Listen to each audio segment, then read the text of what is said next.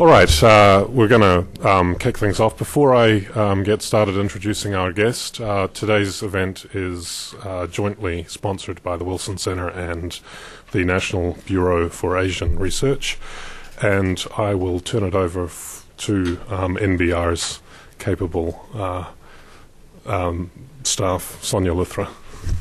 Good morning. I am Sonia Luthra, Assistant Director for the National Asia Research Program at the National Bureau of Asian Research. We're very excited to be co-sponsoring this event this morning. I'd like to take a minute to briefly introduce NBR as well as the National Asia Research Program. NBR is a research institution that is based in Seattle, which makes us a little bit different than most others out here. And we do have a Washington, D.C. office just across the street. And we are focused on the Asia as a whole, as well as three broad research areas: politics and security, health and society, as well as economics, energy, and trade. One program that we do have co-sponsored with the Wilson Center is the National Asia Research Program, and that's something that we launched back in June with an Asia Policy Assembly here in the Wilson Center. And the purpose of the National Asia Research Program is to reinvigorate and advance Asia, the policy-relevant study of Asia. And so we do events such as the one that we have here. We had something in the past November with Jonathan Pollock, and part of it is to have a cohort of National Asia Research fellows and associates, and one of those is Dr. Yoon Lee, who will be speaking today. As well as then we have a National Asia Research, we have conferences and programs. Something that we did in the fall was have something at the University of California, Berkeley, with a bunch of these research associates and fellows, again, to have advanced the policy-relevant study of Asia. So I would like to turn it over to Bryce, who will talk a little bit more about the Wilson Center as well as our program today. Okay, great. Thank you, Sonia. My name is Bryce Wakefield. I'm an Asia Program Associate here at the Wilson Center. For those of you who don't know, the Wilson Center is the nation's official memorial to President Wilson. It was founded by an act of Congress, and unlike the monuments, the presidential monuments you'll see over on the mall, it was created as a kind of living monument to memorialize President Wilson's, or two great aspects of President Wilson's life, that is his scholarship and his politics, or not his politics specifically, but politics in general, and to bring those two fields together to produce policy-relevant research. Today's event is co-sponsored by the North Korea International Documentation Project here at the Center and the Asia Program. I'm with the Asia Program. My colleague James Pearson over here heads the North Korea International Documentation Project. Fantastic project. They're committed to going into the archives of North Korea's former and present allies, present ally, and gaining access to historical documents, translating them, compiling them, and publishing them for all to see. Today's speaker is Yoon Lee. He's an adjunct assistant professor at the of international politics at the Fletcher School of Law and Diplomacy at Tufts University. He's also associate in research at the Korea Institute, Harvard University. He was appointed straight from Fletcher. He got his PhD there and was appointed straight after getting his PhD to the school. By a grave clerical error. He's a frequent commentator on major news networks, BBC, CNN. He has also written for such prestigious publications as Foreign Affairs, Foreign Policy, numerous others, as well as more popular, I guess, publications like Asia Times, The Weekly Standard, Christian Science Monitor, LA Times. The list of his achievements is long, but if I were to sit here and babble them off, then we wouldn't have any time to hear Professor Lee, which is what you've all come to do. So without further ado, I pass it over to Professor Lee. Thank you very much, Bryce. Thank you very much, the Wilson Center, Dr. Hathaway. Thank you very much for this rare opportunity to share my gleanings on North Korea with you. Thank you, Sonia, and the National Bureau of Asian Research. As a South Korean, I feel reasonably comfortable in saying this. We Koreans are particularly susceptible to subscribing to determinism. Too many words there. We Koreans love to be deterministic. So much of our individual future destiny, even our national destiny, seem to have been preordained, if not necessarily by the gods, then by the overwhelmingly powerful neighbors that we've had to cope with throughout the entire national experience. If one, as a Korean saying goes, if one is successful in life, well, it must be due to your innate superior character or characteristics. If one is not so successful in life, we Koreans say it must be because we were not blessed. I was not blessed with good genes. We blame our ancestors. If our nation collapses, as the Korean monarchy did 100 years ago, in 1910, when it was absorbed by Japan as a colony, instead of blaming our less than self-reliant national leaders, we pointed the finger at the Japanese imperialists and at the United States that stood by and did not help us. So, since what I'm offering you, what I'm presenting to you is a very impolite account of a projection into the future. If you find in my presentation much that is disagreeable, please, I ask you to join me in blaming my ancestors instead of my own shortcomings or my deficiency of knowledge. The key question of my presentation is, can we imagine a condition in the future under which the Chinese leadership may ponder on this very basic question? Why is the continued survival of the political entity known as the Democratic People's Republic of Korea really necessary? Again, will the Chinese ever come to seriously consider, are the costs of preventing the fall of the DPRK greater than the benefits to be reaped by preserving it, by protecting it? Can we imagine a scenario in which North Korea's time-tested strategy of provocation for compensation leads to self-containment, a self-defeating circumstance under which the Chinese come to reconsider their strategic outlook in the Korean peninsula?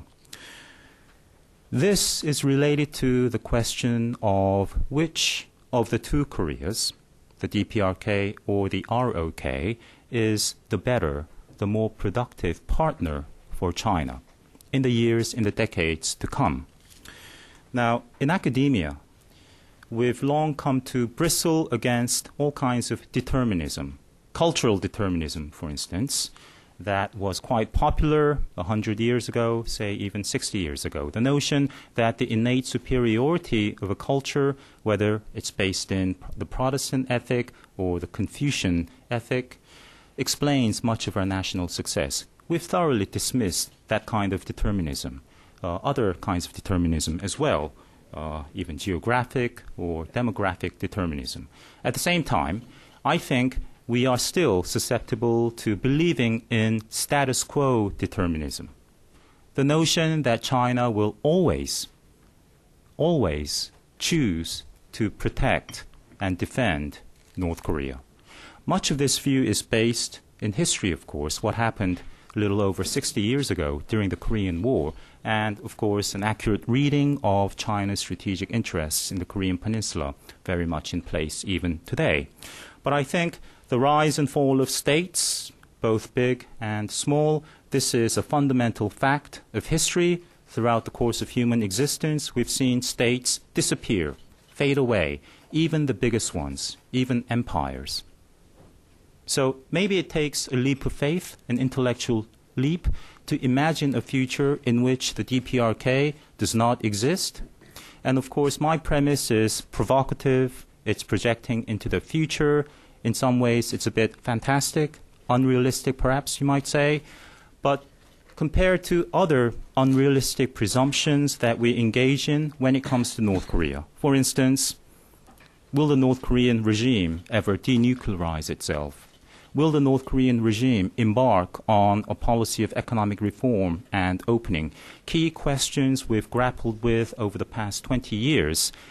I submit to you, ladies and gentlemen, that the plausible collapse of the DPRK is within the realm of possibility. Well, we can debate that. Over the past 100 years or so, we've seen two major geopolitical shifts in the Korean Peninsula. The first came, as I alluded to a minute ago, when Korea lost its sovereignty and its international standing when it was colonized by Imperial Japan in 1910. Thereafter, until the end of the Second World War in August 1945, the Koreans had no identity on the world stage. Korea enjoyed no formal diplomatic relations with any other country. The second geopolitical major shift came with the outbreak of the Korean War in 1950. Now, the United States, despite having governed South Korea for 3 years, by 1949 had effectively abandoned South Korea. Not to point the finger at the U.S. or any other party for the causes of the war, I think the blame lies with North Korea, the North Korean regime, if you were intent on finding who is culpable. But we know that history has taught us that a power vacuum in this key strategic arena called the Korean Peninsula is an invitation to aggression. And if you think of the 60-year period leading up to the outbreak of the Korean War in June 1950 and compare the 60 years or 58 years since the end of the Korean War in 1953, you see a dramatic contrast, not only in terms of the accretion of wealth and liberalization in South Korea, but in a broad geostrategic sense. In the former 60-year period, we had 4 major wars leading up to the outbreak of the Korean War in and around the Korean Peninsula. Since 1953, we've had no major war. It's been an unstable peace, perhaps, but a de facto peace that we've seen in the Korean Peninsula since 1953. Very briefly, those 4 significant wars in the earlier phase are, of course, the first Sino-Japanese War, 1894 to 1895, the first Russo-Japanese War, 1904 to 1905, and the Portsmouth Peace Treaty, provided for Japan's paramount economic, political, military interests in Korea in 1905. And then we have the second Sino-Japanese War as of 1937, and of course the Pacific War itself. The point that I'm perhaps struggling to make here is that what we've had over the past 53 years or 57 years or so since the armistice is de facto peace, although it's been a shaky peace at times, as we've seen just over the past few months. Within the six-party talk framework, if you discount North Korea, because my presumption is that one day North Korea may disappear from the scene, what do the other powers prefer? That is, what are the long-term strategic outlooks of the other powers, China, the United States, Japan, South Korea, and Russia, for the Korean Peninsula, that is? A peaceful, reunified Korea with its official seat of government in Seoul, sanctioned by, international recognition. A new, free Korea that will of necessity be pro-capitalism, pro-trade, pro-US, and pro-China, or the continuation of the status quo, in which North Korea causes problems, North Korea continues on this cycle of provocation, mini concession, and then reaping compensation. Why would China or Russia have compelling reasons to oppose the emergence of a new strategic order in the wake of the reunification of Korea in the long term? Let me come back to those big and admittedly somewhat amorphous questions in a minute.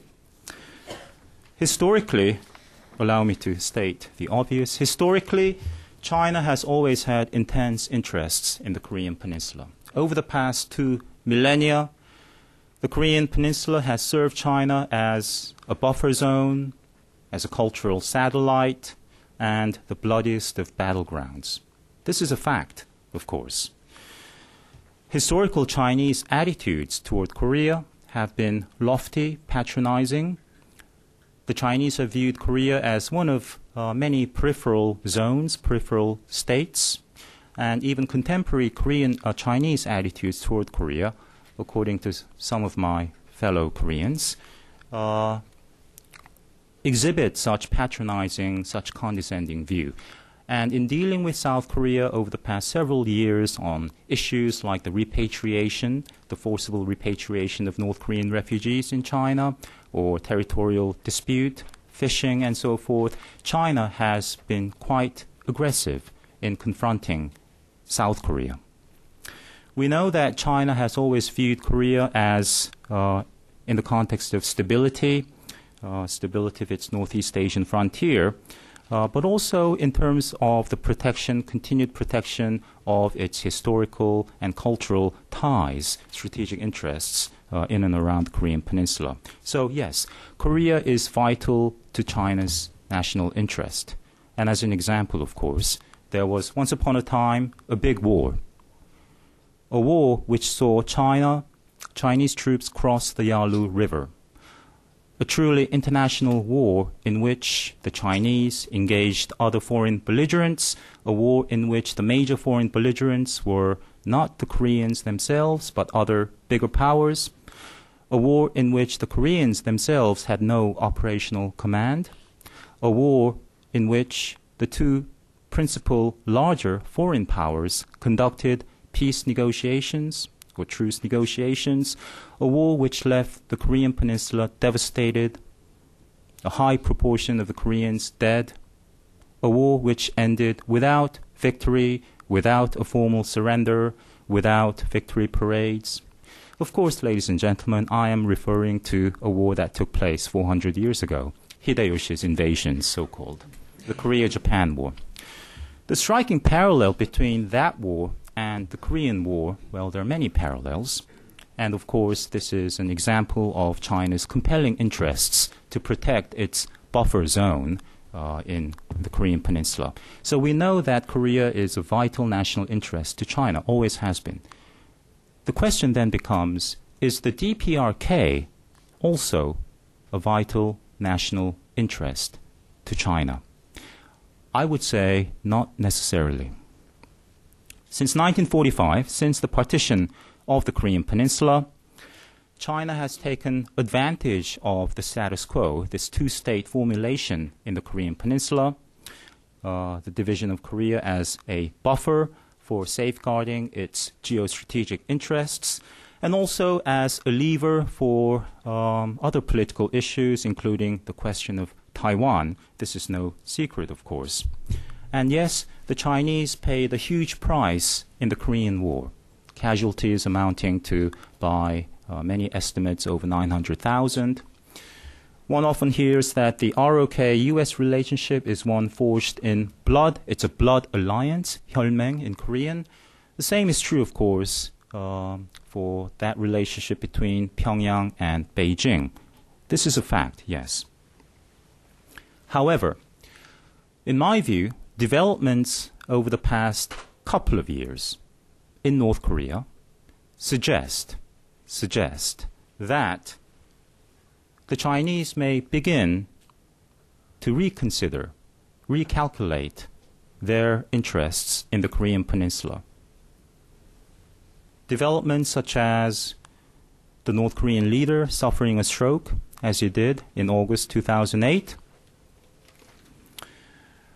the currency reform in late 2009 that triggered unprecedented, disparate and not sustained, yes, but unprecedented protests against the local authorities.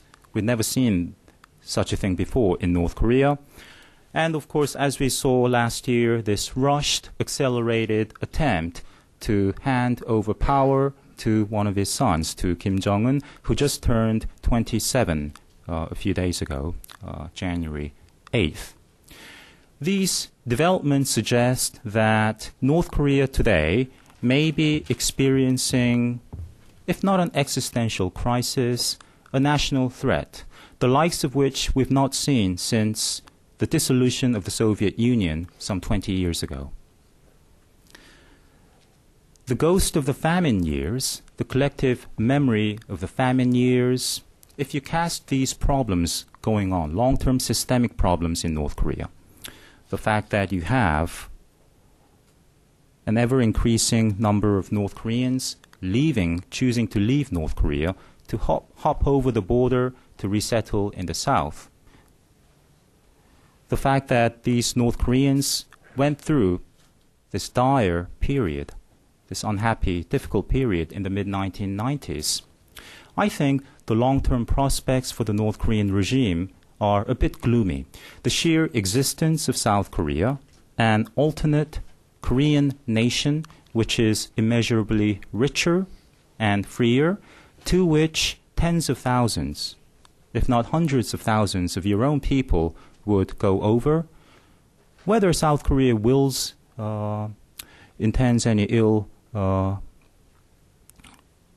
the North Korean regime or not, no matter how sunny South Korea's disposition may be, the sheer existence of South Korea presents North Korea with long-term, almost insurmountable existential threat, in my estimation. And this is a basic dynamic of the Korean Peninsula we should always take into consideration when we talk about issues of key strategic interest to the North Korean regime. Will the status quo in Korea hold? For how long? Of course, this is, speculation. Things may go on for another 10 years or 20 years or 50 years. But historically, we know that keeping everything within the same dynasty, the preservation of a dynasty, is a big challenge. Historically, the average lifespan of a Chinese dynasty is about 3 generations, 100 years or so. And the difficulty, the challenge of keeping prestige and wealth within an individual family across 3 generations, this is a very difficult task. It's a common leitmotif in Chinese literature. We know that there are institutional hurdles, especially in our day and age, for preserving a dynasty, especially a communist dynasty. Now, that is not a sufficient cause, of course. That is not a compelling even cause for a near-term regime collapse. But these are some considerations, I think, for us to pay attention to as we try to analyze the North Korean regime. Over the past decade or so, the generation of Chinese leadership under President Hu has been, different in its conduct of foreign policy compared to its predecessors. This is another obvious statement, pardon me. But I think we can agree that if we view the transition from Mao to Deng to Jiang to Hu, and then project into the new generation of Chinese leadership to take power perhaps in a year or slightly over a year from now, we see a definite discernible trend that is toward a less ideologically driven foreign policy, a move away from an eagerness to use force, to take major risks in engaging the United States in a military clash, and a move toward economic prosperity, development. I think, in my view, if China were to come to a point of having to choose, having to take action, between taking a major risk of a military confrontation with the U.S. and condoning the collapse of the DPRK regime, pragmatic Chinese interests would prevail. A point that, if you'll allow me, I'd like to return to in a couple of minutes. China has seen itself and its rise in the world as a function of Deng Xiaoping's circumspect guideline of self-restraint, wait-and-see posture, the so-called Taoguang Yanghui. to a policy of active engagement with the outside world, 有所作为. This tendency, this benign tendency, in my view, is only likely to grow with the next generation of Chinese leadership. The high priority that the Chinese leadership has placed on economic development will continue. And again, I think a unified Korea with a population of 70 million or so, historically very pro-China, a country in which virulent anti-Chinese sentiment compared to anti-US sentiment or anti-Japanese sentiment is non-existent. A unified Korea will not have any means of politically or economically challenging Chinese interests. Here, perhaps I too am subscribing to determinism, geographic determinism. But Korea is small. Korea will forever be fated to face immense challenges in the conduct of its foreign policy toward China. What I'm trying to say is that, yes, the Chinese don't want North Korea to disappear right now. The Chinese prefer, overwhelmingly, the status quo. But if push came to shove and China had to make a choice, there are no compelling reasons to oppose the emergence of a unified Korea under Seoul's initiative, in my view. Pyongyang's utility to Beijing, like all vectors of national interest, will fall, will dissipate, and even expire unless the bilateral relationship is managed well. And I think Pyongyang has been testing Beijing's patience over the past several years. The Chinese last September, for the first time, as far as I know, broke that taboo of considering or choosing not to consider even the theoretical possibility of a regime contingency situation in North Korea by having a major international symposium, the World Economic Forum, the annual World Economic Forum for champions in Tianjin, China, in mid-September, September 13th to September 15th. There was a panel of experts, a panel that addressed a succession crisis scenario in North Korea. Now, this single incident may not be a compelling evidence of Chinese reconsiderations, but it does break the taboo of the Chinese who have so far denied even the theoretical possibility of a regime change in North Korea. In South Korea as well, much of what I say is also dependent on the South Korea variable. Depending on who is in power, what kind of administration we have in Seoul, any efforts to accelerate the collapse of the DPRK, any attempt to make preparations for such a scenario, all these will be driven by what kind of administration we have in Korea. And under the current administration, we know that the taboo of the economic costs of unification has been broken somewhat when Lee Myung-bak floated the idea at a major address last August 15th, the notion of a unification tax. And South Korean officials in high-ranking positions have been saying such things, we know. It's no secret. When reasonably minded, responsible officials talk about a regime change or regime collapse and the need to make preparations for such a scenario, it's a reflection. It may be wishful thinking on their part, yes, but it's also a reflection of what one has to assume to be rational assessment of the condition in North Korea, no matter how flawed that may be.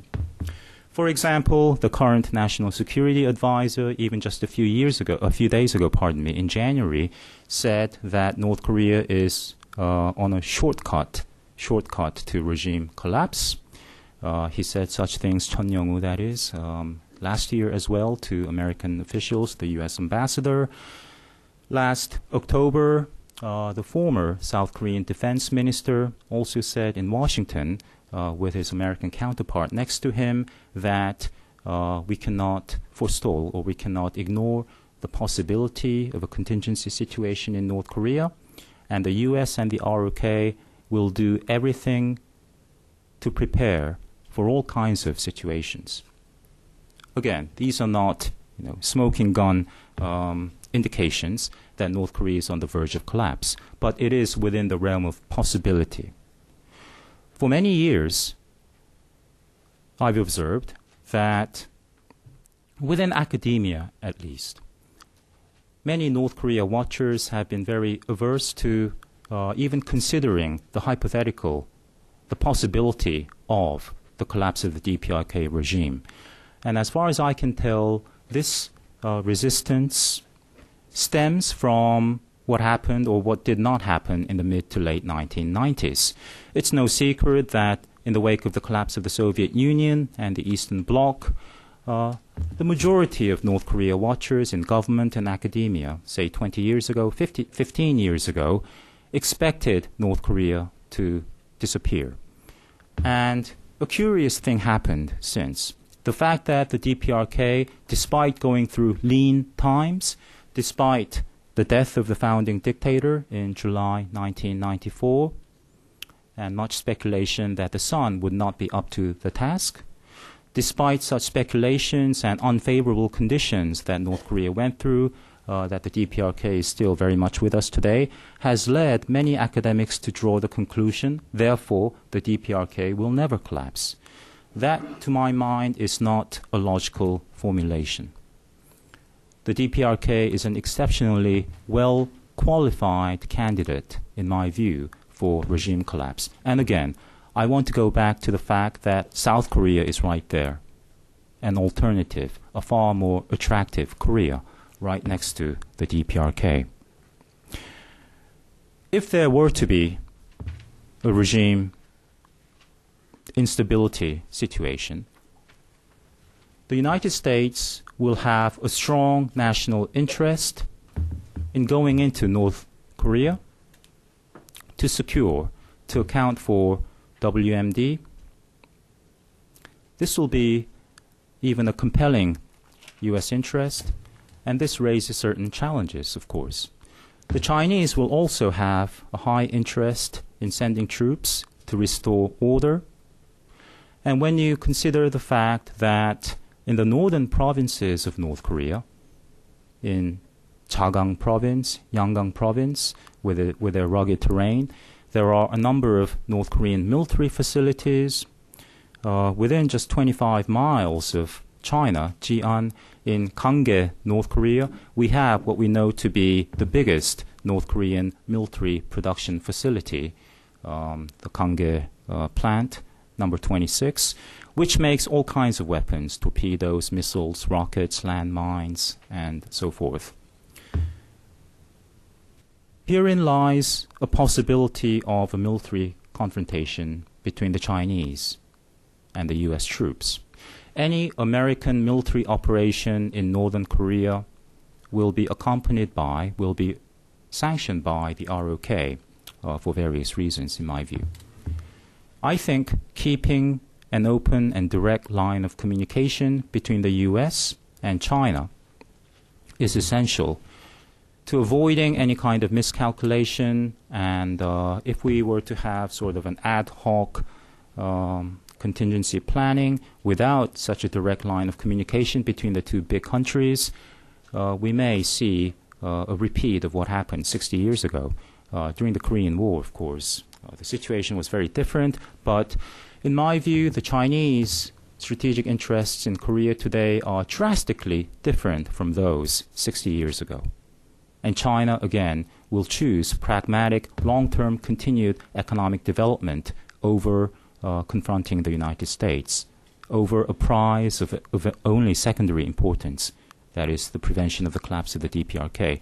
Some of those differences between today and 60 years ago are, well, obviously, back then, under Mao, China was viewed as a leader in terms of the worldwide communist movement, even a communist Asian movement. If China were to have allowed for the disappearance, the collapse of the DPRK 60 years ago, that would have had implications for other national liberation movements in Southeast Asia, in the Philippines, in Vietnam, Indonesia, and so forth. The formation of an anti-Chinese bloc in Korea under U.S. leadership, as weak as South Korea was back then and as averse to military operations as Japan was back then, but this kind of trilateral, tripartite anti-Chinese coalition 60 years ago in Northeast Asia would have been quite damaging to Chinese interests. Today, I submit to you, the interests of the United States and South Korea, or unified Korea under South Korea's initiative, and Japan are more or less in alignment with the long-term economic interests of China. In fact, this may be unprecedented in history. Excluding North Korea, the long-term interests of the other five powers, the Chinese, the Russians, the Japanese, South Koreans, and Americans, are in near perfect alignment. Now, to get to that point, of course, there are many steps along the way. But, in my view, again, the emergence of a unified Korea does not pose any serious long-term challenge to China.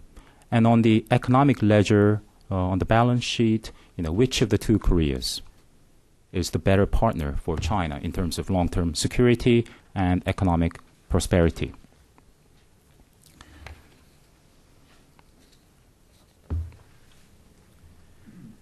Since South Korea unceremoniously severed its diplomatic relations with Taiwan and recognized Beijing in 1992, August 1992, South Korea has pursued a very, loyal, strict one China policy. Again, in my view, we don't see deep, embittered anti-Chinese sentiment in South Korea. This may be due to two or three different factors. The fact that Koreans had no formal relationship with China throughout much of the 20th century, South Koreans, that is. Of course, during the first half of the 20th century, Korea was Japan's colony, and after liberalization, South Korea did not have diplomatic relations with China until 1992.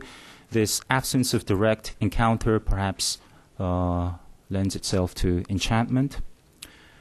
I think slightly misguided South Korean notions of material wealth and superiority complex is another factor that explains the absence of virulent anti-Chinese sentiment in South Korea, very different from more complex feelings toward Japan and China. The conditions are all there for the emergence of a unified Korea that will not pose a challenge to China. In closing, we've seen South Korean officials say unofficially that as long as South Korea is able to persuade the Chinese today, the Chinese leadership, that Chinese economic interests in Northern Korea in terms of access to North Korean minerals. North Korea has large deposits of minerals, magnesite, limestone, worth trillions of dollars, hundreds of trillions of dollars. As long as China is able to maintain its economic interests in North Korea, the Chinese would be not opposed to a change in the status quo in the Korean Peninsula. That remains to be seen. But I think it's important to repeat that message at every opportunity for South Korea and the U.S.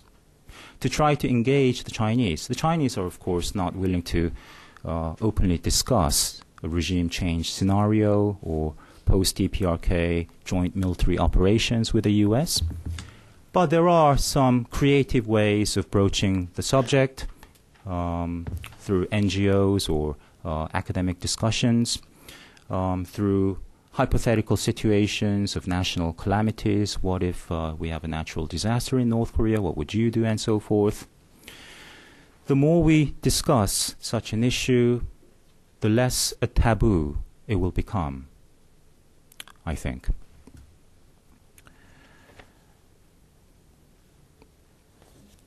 Within lastly, within the North Korean-Chinese border, we have a lot of economic activity, which is slightly different from state-driven activity, state-driven economic relationship, like providing large quantities of fuel and grain to North Korea. We have a bottom-up economic activity, a lot of exports of Chinese goods, light manufacturing, food processing, textiles, and so forth. That is conducive to economic development of China, Northeast China, in terms of offering employment for Chinese, in terms of utilizing Chinese comparative advantages, using the internet, and so forth. All these economic activities can not only continue in the case of the reunification of the two Koreas, but will accelerate, will expand. Therefore, although some South Koreans view with misgiving the ongoing Chinese investment in northeastern part of North Korea and also northwestern parts of North Korea, I don't think such Chinese economic presence or the expansion of Chinese economic presence in North Korea today is an obstacle. The more economic interest China is able to protect, the more an incentive the Chinese will have to continue that relationship with a Korea that has its official seat of government in Seoul and not Pyongyang. I'll stop there. Okay. Right. I'm sure we have a lot of questions. Before we do get to questions, though, we do have mics coming around. So if you could wait for the person with the mic to get to you. Also, before you start to ask your question, and please do keep it as a question, we'd appreciate it if you would state your name and any affiliations you might have. Our first question will be Gil Rosman over here.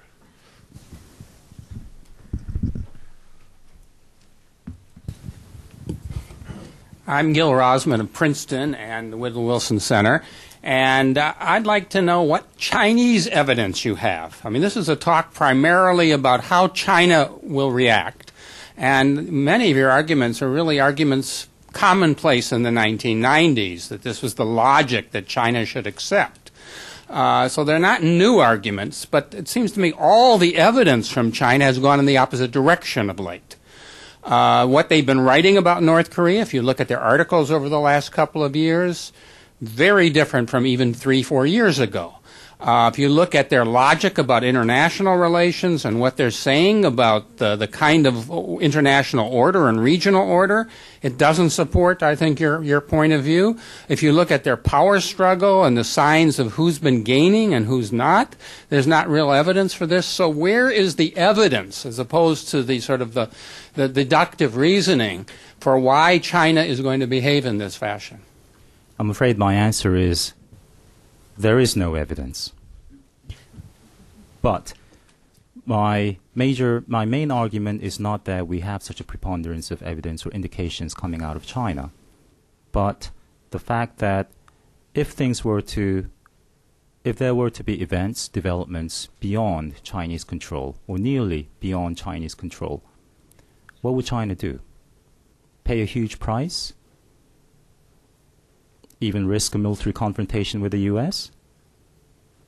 to preserve the DPRK?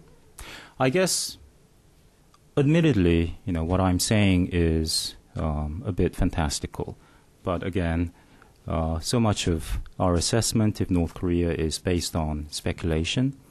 For instance, the view that the presumption that it was possible to persuade North Korea to give up its nuclear weapons, that's been in place over the past 20 years, to my mind is a bit more unrealistic than what I'm presenting to you, because that view discounts the nature of the North Korean regime, the nature of nuclear weapons, and the basic dynamic of the Korean Peninsula.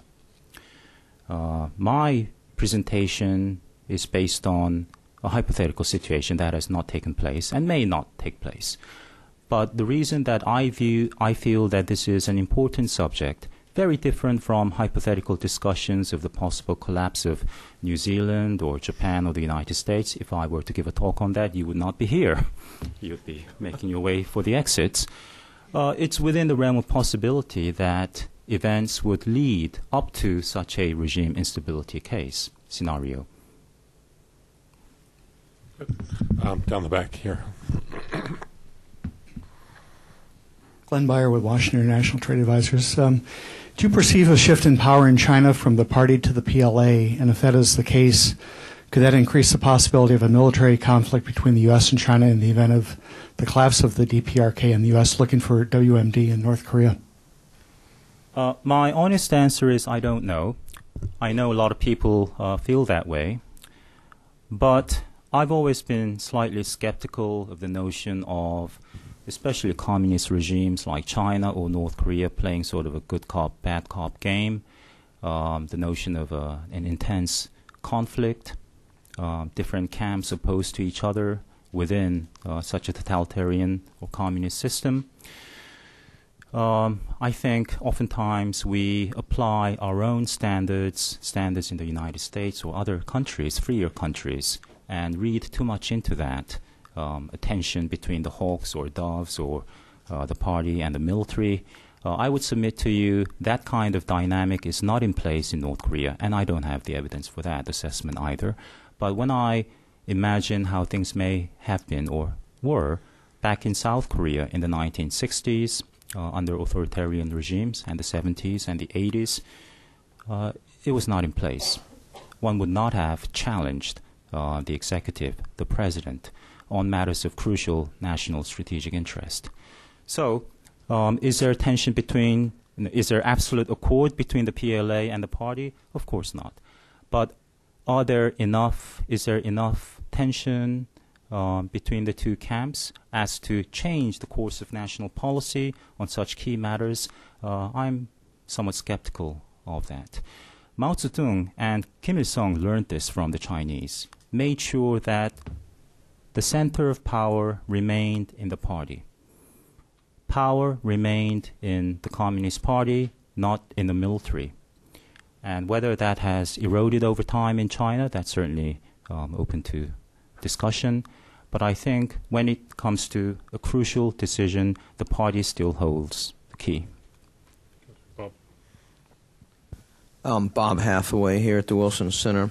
Sun Yoon, you speculated that if we found your remarks flawed, then we could blame it on your ancestors. I think I'd just say I think your ancestors can rest easy.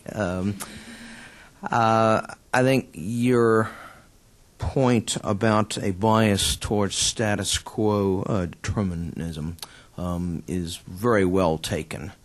It's always easier to see in retrospect how obvious something was, i.e. the collapse of the Soviet Union, than it is easier to see that 12 minutes before it happens. I actually happen to agree with you that it's much more likely that the regime and the country will implode rather than that the current regime will voluntarily give up its nuclear weapons arsenal.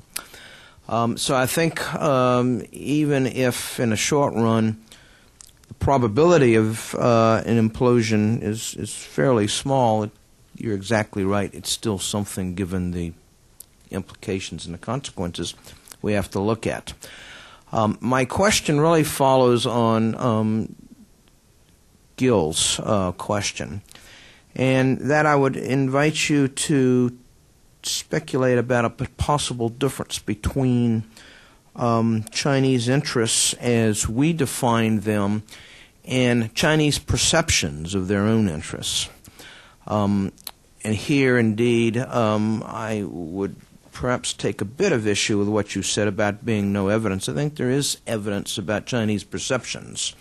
One, for instance, cannot help but be impressed by a rising sense of Chinese pride, which frequently is accompanied by a suspicion of the motivations of others, particularly the United States, There seems to be a considerable distrust for American intentions. You combine that with Chinese recollections of past and perhaps future preeminence, not simply within the territorial confines of the PRC, but further abroad as well throughout the region. You combine that with regular denunciations, which do not strike me as merely rhetorical, but also reflecting sincere concerns, denunciations of alleged U.S. hegemony in the region. And it would seem to me that I'm still not entirely convinced that Chinese perceptions of their own interests are in quite as perfect alignment with perceptions by other countries, as you seem to suggest. So to go back to Gil's question, I wonder whether or not you don't think we ought to pay a bit more attention to Chinese perceptions of what's in their own national interests. Or maybe you disagree with my analysis as to those perceptions. No. Let me go back to events 60 years ago briefly. After North Korea's invasion in June 1950, of course, the United States led a multinational coalition, came to the defense of the South, paid a huge price for it in the initial opening weeks of the war. And after mid-September, after the Incheon landing, things changed on the battleground. And as the U.S.-led UN troops and ROK troops were pushing up north in late September, crossing the 38th parallel in early October, even capturing Pyongyang and pressing on forward, the Chinese did not take overt action until the DPRK was really on its last legs. Now, the Chinese did make preparations, yes, to enter the war as of early October 1950. But full-scale Chinese intervention did not come, even as Kim Il-sung and the DPRK faced a severe existential crisis, were on the verge of collapse. So the protection, not necessarily the protection of North Korean territory or territorial integrity, but the need not to stand by as the political entity called the DPRK collapsed, was, in my estimation, the compelling Chinese interest in Korea. What did the Chinese say in the weeks leading up to China's intervention? Oh, yes, we'll intervene. Of course, the United States did not believe that. Now, today, if we fast forward to today, I cannot imagine the Chinese leadership saying, okay, we'll consider the plausible or the possible collapse of the DPRK. We'll engage Americans or South Koreans in discussing it. We'll write about it. It's not going to happen. So, if not complete absence, but the lack of such evidence of Chinese intentions in condoning the change in the status quo, I haven't discovered it. Maybe it's out there. But we do see signs in terms of, well, not that WikiLeaks tell the entire story, but we do see signs of the Chinese engaging American officials and others in perhaps flippantly, perhaps insincerely, but talking about such cases, because there is an emerging consensus within policymakers, among policymakers and some segments of academia as well, that this is a possibility, an alternative future that lies within the realm of possibility. So do I expect to see any indications coming out of Beijing in terms of their perceptions, Chinese perceptions of a change in the status quo in the Korean Peninsula? No. But I don't think that necessarily means that the Chinese will forever be opposed to reunification in Korea. Let's check one up here, Joshua.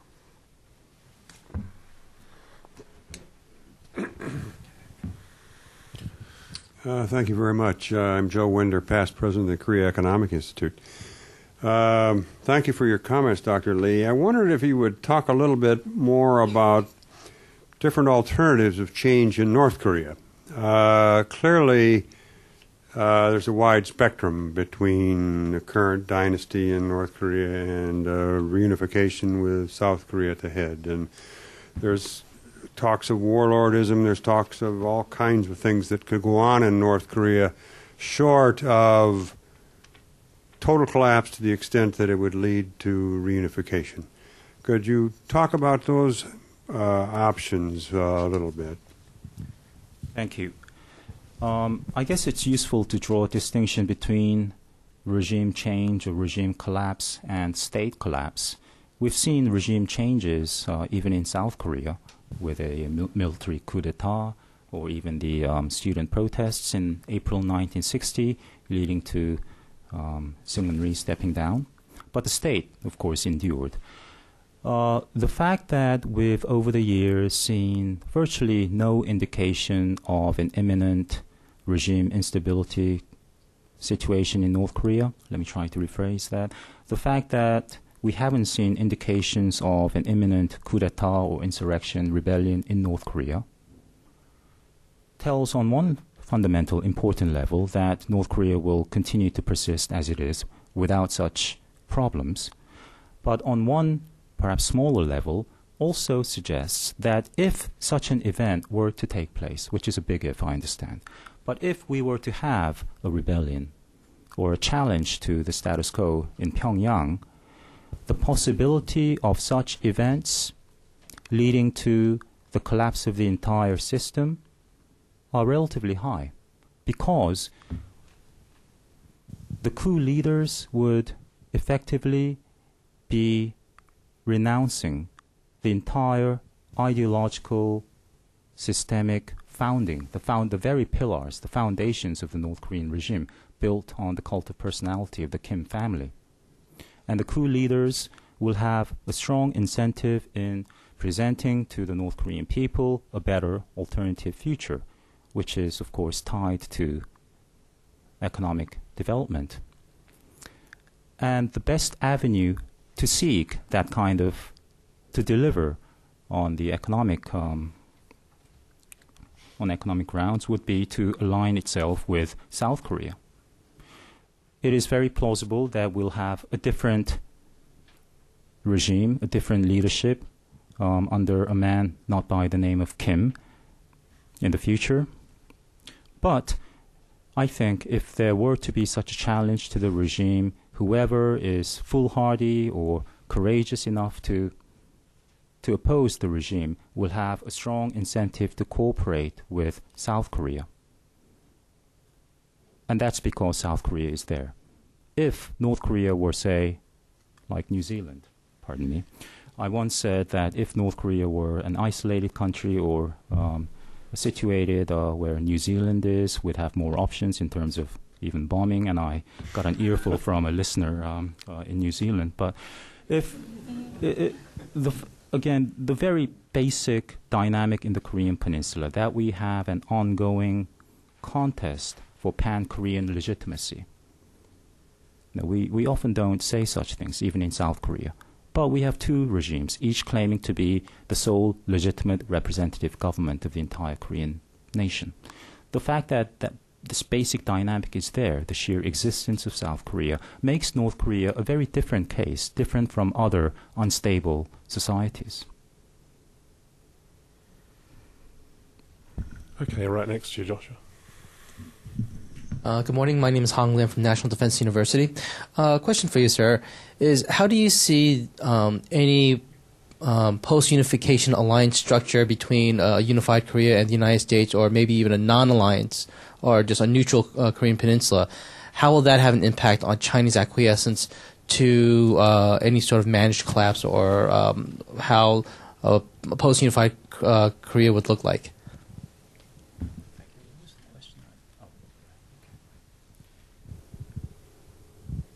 I think it's important for Americans and for South Koreans to communicate to the Chinese that once the dust settles, if you will, once WMDs and other weapons are accounted for, the U.S. troops the U.S. troops will immediately go south of the 38th parallel and stay put.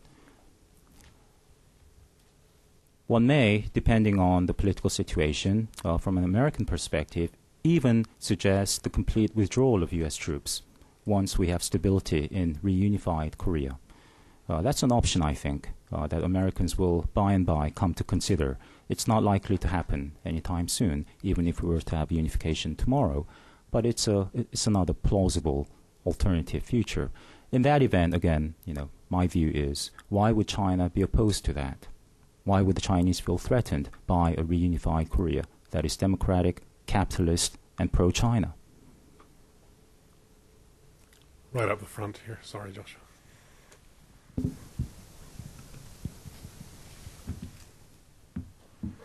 Taewon Ha from South Korean newspaper 동아일보. If Dr. Lee, you said that the North Korea is not a vital interest of China anymore, and China is reconsidering or recalculate about North Korea. And did you come up with this judgment reflecting the recent state visit by Chinese President Hu Jintao? And if you said so, did you read the end message between the lines by the joint statement by two countries? If I may say, I forget exactly what I said, but I did not mean to say, if I did, that North Korea is not a vital interest to China. I meant more the DPRK regime, the North Korean state, as opposed to China's regional interests in the Korean peninsula, historically and at present. I'm saying that the prevention of the collapse of the DPRK is not necessarily a vital national interest of China. We've not come to that point, but we may come to that point. That's what I'm trying to say. With respect to the summit meeting between the two leaders, the recent visit by President Hu, there is a paragraph pertaining to the Korean Peninsula in the joint statement. But of course, the U.S. and China are big countries. They have many common issues of interest. Korea is important, yes, one important, but just one issue. I was happy to see Korea mentioned before the Iranian nuclear issue. I don't know if it's necessarily a good thing or not, but based on the two leaders just stated, what are basically just their principled official policy. They support constructive, sincere dialogue between the two Koreas. That does put certain pressure on the South Korean government to re-engage North Korea. But, it's not surprising, and it's not an earth-shattering news item either. Will South Korea re-engage North Korea? I believe so, firmly. A few weeks ago, it may have been slightly outlandish in the wake of the Yeonpyeong attack to say such things, although some people did. But such is the powerful attraction, the lure of holding a summit meeting for any South Korean leader who would come and go via election, serving a term limit of 5 years.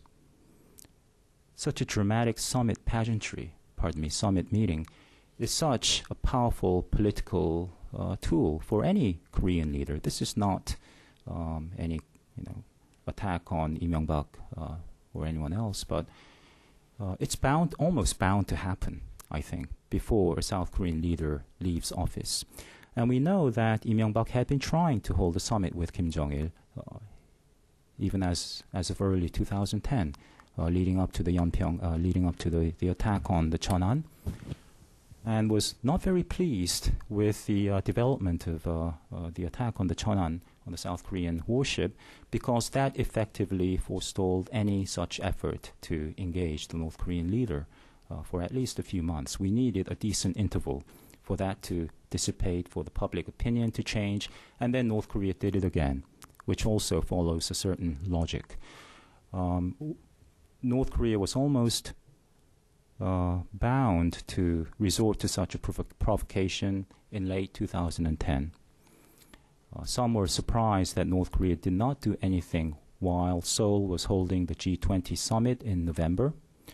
But of course, North Korea did show its uranium facility to American visitors on November 12th, the day of the G20 summit in Seoul, which was sort of a cheap uranium nuclear test. It had the desired effect of putting pressure on Washington and Seoul.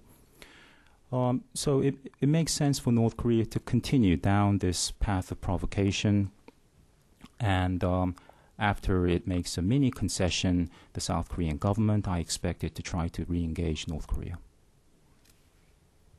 Right up the back, Ian. Thank you. Yan Ho Kim with Voice of America. Let me just follow up on your comment, the North Korean provocation issues. Want to ask you the policy implications of your analysis or projections. Let's say the South Korean or the U.S. government, take your advice and just decide to continue their strategic patience or ignorance, whatever. Then what would be the outcome? Wouldn't it be the case that North Korea would think about more provocations? And you have been talking about the long-term prospect, but let me ask you the short-term or medium-term, crisis management. How would you recommend? What would be your recommendations for South Korea and United States? I'm sorry, to manage the situation. Thank you. Thank you. Strategic patience. It was almost preordained, in my view, that in the first months of the young, untested Obama administration, North Korea would do something drastic, like conduct another nuclear test, as it did. Perhaps I'm speaking only after the fact, but it was clear to me, even before Obama assumed office, North Korea would do this. Why? Not because North Korea is childish or just loves to rain on America's parade or South Korea's parade, but because it makes sense. By pitting Washington and South Korea Seoul into a corner, North Korea has been able to get away with a lot of things over the past several decades. So, understandably, the United States was not in a position of vigorously engaging North Korea in 2009. And then other events took over in 2010, in March and November. But time is running out on President Obama as well as President Lee. So it was almost preordained as well, in my view, that in the last 2 years of Lee Myung-bak's term and President Obama's term, that both countries would change course and try to re-engage North Korea. Your question was, if the U.S. were to continue down this path of strategic patience and not engage North Korea, wouldn't that lead to an acceleration of North Korean provocations? And how should the U.S. and South Korea respond? Well, historically, the only times, very few times, that North Korea backed down in a confrontational situation was when the United States and South Korea showed a willingness to resort to the use of force, to challenge, to punish the North Korean regime. And I'm thinking of the so-called axe murder incident in 1976. The U.S. showed its, rattled its saber with attack helicopters and fighter jets looming above, which led to North Korea not only intervening as Korean and Americans chopped down the rest of that poplar tree, but also Kim Il-sung issuing a statement of regret. Other times, other such instances we saw on December 20th. Throughout the entire day, when South Korea was about to hold its delayed military drill, there were speculations that we're on the brink of war and so forth. I thought that was not true, because it's not in North Korea's interest to escalate things. North Korea loves to prick South Korea. North Korea tests South Korean waters all the time to see what it can get away with. And an attack on Yeonpyeong-do, which, to be frank, is a small island of fewer than 2,000 inhabitants, maybe 1,600 or so, primarily small-time merchants and fishermen. The fact that Yeonpyeong Island is not part of mainstream South Korean society, the fact that you don't have sons and daughters of chaebol or government officials residing in Yeonpyeong Island, North Korea assumed from the beginning that it could probably get away with that. And it has, because it's not in South Korea's interest to escalate. If Im Young-bak had come out more forcefully against North Korea on the day of the attack, his ratings will probably have gone down more. South Koreans were unhappy with the lukewarm response, but had he been more forceful, it may not have helped his political standing. Such is the aversion on the part of the South Korean public to risking war with North Korea and losing any part of the accrued wealth and material comfort and prestige that South Korea has gained over the past decade. So I don't think a stronger posturing by the U.S. and South Korea will necessarily lead to an escalation of tension between the two Koreas or come to the brink of war. I think any demonstration of fortitude by the U.S. and South Korea will actually have a positive effect in reining in such North Korean impulses.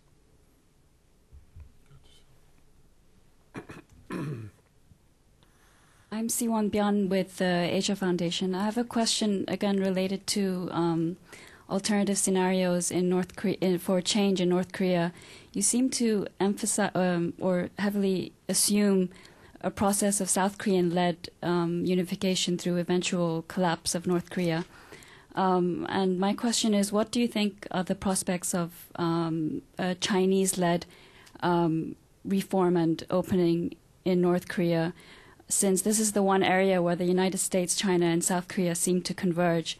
And what are the implications for unification? Chinese-led economic reform in North Korea, the North Koreans following the Chinese example. That's what we hope for North Korea, of course, but in my view, it's unlikely to happen as long as the Kim family regime is in power. We want for North Korea what China pursued in the late 70s or as of early 1980s, reform and opening, or what Vietnam did in the mid-80s. There is, however, a big impediment to that model being applied to North Korea. Neither Beijing nor Hanoi faced an existential threat in the form of the existence of an alternative Chinese or Vietnamese society. We didn't see hundreds of millions of Chinese willing to go over to Taiwan. Vietnam in the mid-90s was unified. So this basic dynamic in Korea, it's an existential dilemma for the North Korean regime. You open your economy, you open your doors to outsiders, to South Koreans and Westerners and Japanese.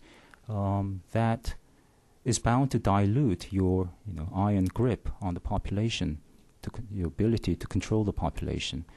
And the more North Koreans go over to South Korea, the riskier things become for the North Korean regime. So as long as this family is in power, its legitimacy, which is founded in its absolute or near absolute control of the population through various means, I don't think the regime will make a decision to follow the Chinese example. Even places like Najin, Seonbong today, these are virtually islands in North Korea. They're not, accessible to ordinary North Koreans. Mount Kumgang or Kaesong industrial complex, and North Koreans have a good, they from their perspective, they have good reasons to cordon such special economic zones off from the rest of the population. And what kind of economic reform is that when you have such small pockets of, zones that have economic intercourse with neighboring states, while the rest of the nation is isolated from those. Good. Okay, that brings us to time. So if you would join me in thanking Professor Lee. Thank you very much. Also, I'd like to thank the National Bureau of Asian Research and the North Korea International Documentation Project for helping us out today. Thank you.